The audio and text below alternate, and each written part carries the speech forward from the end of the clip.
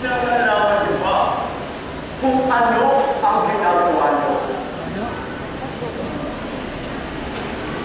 Hindi niyo makakita kung anong oras na sa mga salagang ito.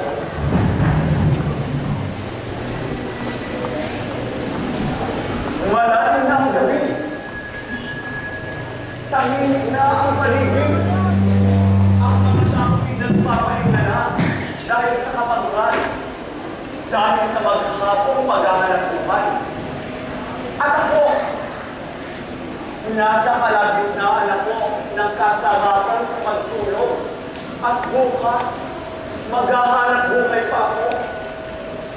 At ngayon, narinig ko kayo at pumakatok sa aking bahay. Para ano? Sino kayo? Sino kayo para guluhin ang aking pananahimik? Sino kayo para gambalain ang aking pangamahinga?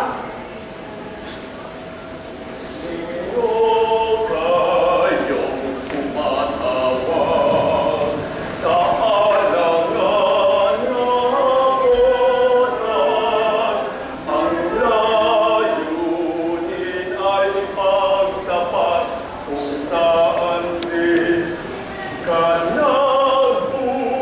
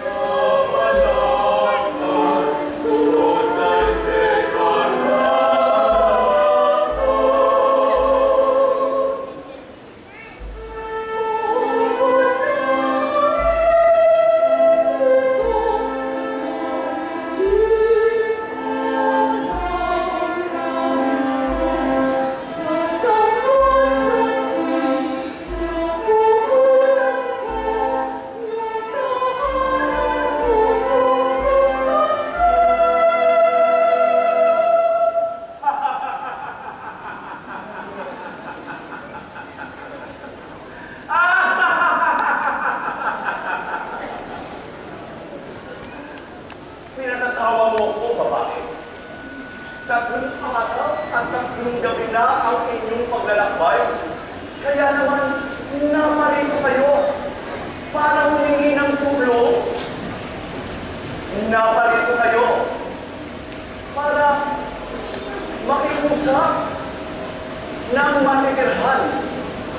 Sa madaling sabi, naparito kayo para maghimos ng pansamantalang tutuluyan.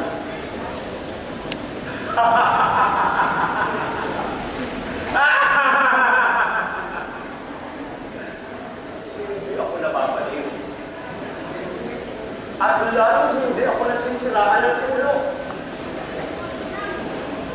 Dahil hindi ko itinayo ang tahanan ito para tirhan ng mga tao hindi ko naman kilala. Napakalakas naman yata ng inyong loob.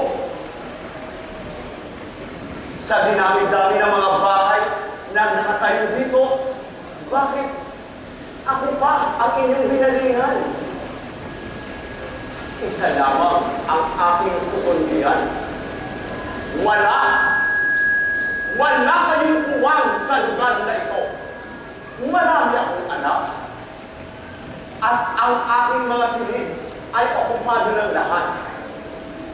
Masukit na.